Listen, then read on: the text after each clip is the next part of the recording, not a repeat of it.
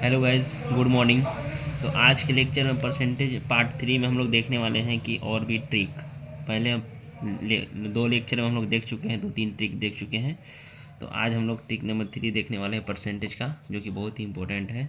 पूछा जाता है जनरली कंपटीशन में, और भी प्लेसमेंट में क्वेश्चन आते हैं इस पे बेस्ड। तो इसको हम लोग देखने वाले हैं, ठीक है। उस पर एक एक एग्जाम्पल भी हम सब में देखेंगे, सब टॉपिक पे एक एक एग्जाम्पल देखेंगे। जो ये है मतलब ट्रिक नंबर 3, इसमें है कि if the price of an items is first decrease by X% and then the reduce price is increase by X%, there will be always be decrease in the its value and the decreases value will be X² by 100%। मैंने इसमें होता है कि हमेशा decrease होता है। इसका हिंदी ये हुआ कि यदि किसी वस्तु के मूल्य में पहले X% की कमी कर दी जाए तथा बाद में घटे हुए मूल्य को X% बढ़ा दिया जाए, ठीक है, तो उसके मूल्य में हमेशा कमी होगी और वह कमी X²/100 होगी, ठीक। ये इसका हिंदी हुआ। और इस पे बेस्ड एक एग्जांपल हम लोग बनाते हैं, ठीक है। तो एग्जांपल है, मान लीजिए कि यदि किसी टीवी के मूल्य में पहले 40% बढ़ा दिया गया, ठीक है, 40% बढ़ा दिया गया, फिर बढ़े हुए मूल्य में 40% घटा दिया गया, ठीक, घटा दिया गया, तो टीवी के मूल्य में कितने प्रतिशत की वृद्धि या कमी होगी, ठीक है, कितने परसेंट की वृद्धि या कमी होगी। तो पहले बढ़ा 40%, फिर 40% घटा दिया। तो डायरेक्ट फार्मूला समझाते हैं कि X²/100 होता है। अब हमेशा कमी परसेंटेज होता है, ठीक है, कमी, हमेशा कमी। तो 40 का होल स्क्वायर बटे 100, तो कितना होगा 1600 बटे 100। कहने का मतलब कि 16% की कमी होगा, यानी लॉस, ठीक। ये हो गया। इस टाइप का क्वेश्चन है, इस ट्रिक पर आराम से बन जाएगा। और नेक्स्ट ट्रिक हम लोग देखने वाले हैं ट्रिक नंबर 4। इसमें क्या है, ट्रिक नंबर 4 में हम लोग देखने वाले हैं, ये भी सब रिलेटेड है उसी से। The price of an items is X। यदि किसी आइटम का प्राइस X है, its price is decrease by R1% first time, then decrease by R2% and again decrease by R3%। If the final price is Y, then Y बराबर X गुने 1 - R1/100, फिर गुने 1 - R2/100, फिर into 1 - R3/100। इसका हिंदी यह हुआ, ठीक है, कि यदि किसी वस्तु का मूल्य X है, उसके मूल्य में पहली बार R1% की दर से, दूसरी बार R2% की दर से, ठीक है, और तीसरी बार R3% की दर से कमी हो, तो यदि कमी का मूल्य Y इकाई हो तो फाइनल कमी कितना होगा। तो इस ट्रिक्स का देखो, X into 1 - R1/100, 1 - R2/100, 1 - R3/100, ये सब इंटू में है। इस पर बेस्ड एक एग्जांपल हम लोग देखें।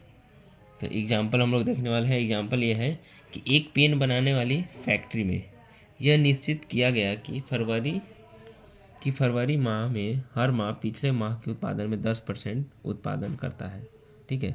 यदि जनवरी में 3000, ठीक है, जनवरी में 3000 पेन बनाया हो तो मार्च में कितने बनेगा, तो मार्च में कितना बनेगा, ठीक है। और 10% की कमी हो रहा है, ठीक है।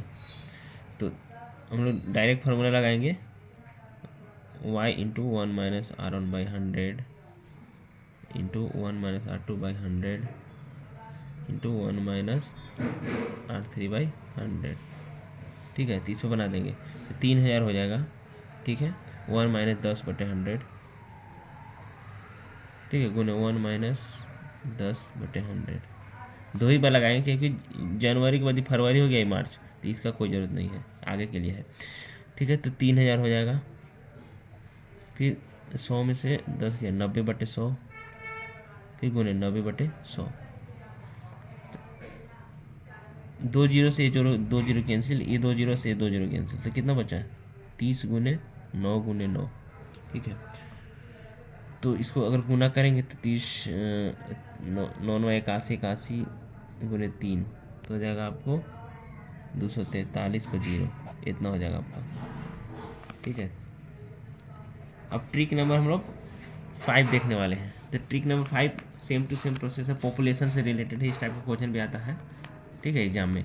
तो पॉपुलेशन से रिलेटेड है कि the population of the town is x, जो कोई शहर है जिसका पॉपुलेशन एक्स है, ठीक है। The population increase by R1% in the first year, पहली साल में R1% बढ़ता है, ठीक है, और R2% in the second year, और दूसरी साल में R2% बढ़ता है, and R3% in the third year, ठीक है, तीसरे साल में R3% बढ़ता है। If the final population is Y, यदि फाइनल पॉपुलेशन वाई हो, देन इस टाइप को सॉल्व करने के लिए एक फार्मूला है y बराबर x into 1 plus R1/100, same to same formula है ऊपर वाले जो पहले जस्ट बताया, उस पर same to same formula use होगा इसमें भी, बस यहाँ पे खाली बढ़ रहा है इसलिए प्लस, और वहाँ घट रहा था इसलिए माइनस हो रहा था, बस 1 plus R1/100, 1 plus R2/100, 1 plus R3/100। इस पर बेस्ड एक एग्जाम्पल देखते हैं, ठीक है।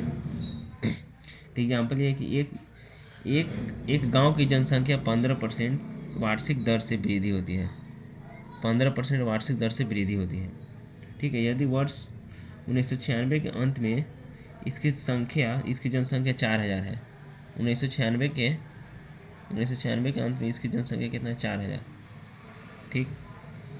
तो वर्ष 1998 के अंत में 1998 के अंत में जनसंख्या कितनी होगी, यही पूछ रहा है। हम लोग जानते हैं 4000, 1 प्लस 15/100, 97 के लिए हो गया, ठीक है, फिर 1 प्लस 15/100, ये 98 के लिए हो गया, ठीक। तो 4000 हो गया, 115/100,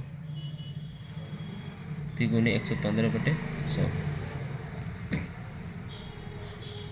काट देंगे, 2 0 2 0 कैंसिल, 1 0 से 1 0 कैंसिल, ठीक है। अब 5 से काट देंगे, 5 दूना 10, और कितना हो जाएगा, 5 दूना 10 और 5 दिया 15, मैंने 23 हो गया।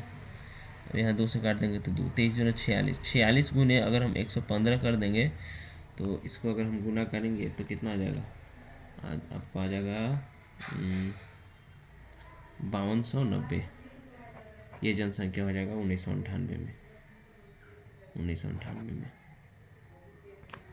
ठीक है। नेक्स्ट ट्रिक अब हम लोग देखने वाले ट्रिक नंबर 6। ट्रिक नंबर 6 हम लोग देखने वाले हैं, ये भी बहुत बार पूछा जाता है एग्जाम में। If the price of an items increase from X per KG, ठीक है, then the percentage reduction in the consumption so that the expenditure does not increase. तो इसका फॉर्मूला था y - 1/y गुने 100। इसका हिंदी कहने का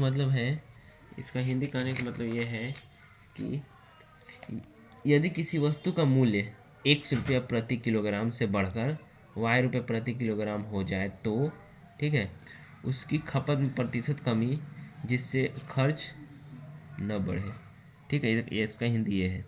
तो y - 1/y गुने 100, इस पे एग्जाम्पल एक हम देखते हैं। एग्जाम्पल देखने वाले, एग्जाम्पल ध्यान से सुनिएगा, उस पर क्वेश्चन डायरेक्ट बन जाएगा और हमेशा एग्जाम में काम आएगा। तो एग्जाम्पल ये है कि चीनी का मूल्य ₹16 प्रति किलोग्राम से बढ़कर ₹18 प्रति किलोग्राम होने पर एक गृहिणी को चीनी का खपत कितना प्रतिशत कम कर देना चाहिए कि इस, ठीक है, इस मद पर खर्च न बढ़े, ठीक है। तो कितना % कम कर दिया जाए, तो कितना था कि ₹16 से ₹18 बढ़ रहा था। तो पहले दोनों का डिफरेंस देखेंगे, तो डिफरेंस कितना हो जाएगा, 2, ठीक है, डिफरेंस 2 हो जाएगा। अब देखो क्या पूछ रहा है, कमी पूछ रहा है, कितना कमी कर दिया जाए।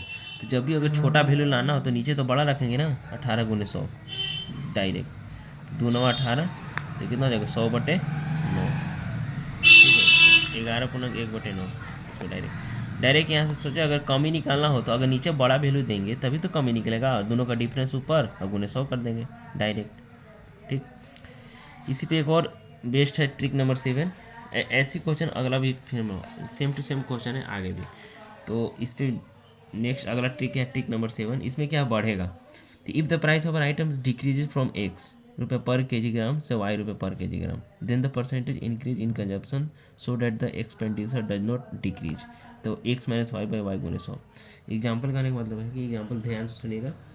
संतरे का मूल्य ₹20 प्रति किलोग्राम से घटकर ₹15 प्रति किलोग्राम होने पर कोई व्यक्ति उसके खपत में कितना प्रतिशत की वृद्धि कर दे कि इस तरह मद पर कोई खर्च न घटे, ठीक है। पहले कितना था, 15, पहले 20 था, पहले 20 था, तो 20 से घटकर कितना हो गया 15। फिर बोल रहा कि कितना बढ़ा दिया जाए, ठीक है, व्यक्ति की खपत में कितने प्रतिशत की वृद्धि कर दिया जाए। तो प्रतिशत की वृद्धि सेम टू सेम होगा, दोनों का अंतर सबसे पहले ले लेंगे तो 5, ठीक है। और वृद्धि लाने का मतलब कि अगर बड़ा वृद्धि मतलब अधिक अंश लाने के नीचे छोटा देंगे तभी तो, दोनों में छोटा कौन है 15 और गुने 100 डायरेक्ट कर देंगे, ठीक है। 5 या 15 तो कितना हो जाएगा 100/3, यानी 100/3 33.1/3%। तो ये हो गया आपका आंसर। इस टाइप का क्वेश्चन ऐसे ही बनेगा हमेशा, और क्वेश्चन ध्यान से इस ट्रिक को यूज़ करें, ठीक है। कंपटीशन में काम आएगी और प्लेसमेंट में भी। और ये ट्रिक जो है एक लाइन में आंसर बनने वाला है, देख सकते हैं आप लोग, एक लाइन में आंसर बन गया, ठीक है। तो ऐसे और भी क्वेश्चन अगर आप लोग बनाना चाहते हैं तो बना लें, बनाए, एग्जाम किसी बुक को फॉलो करें और बनाएं, ठीक है। डेट्स ऑल गाइस, आगे नेक्स्ट ट्रिक में हम लोग देखने वाले हैं, ठीक है। बाय।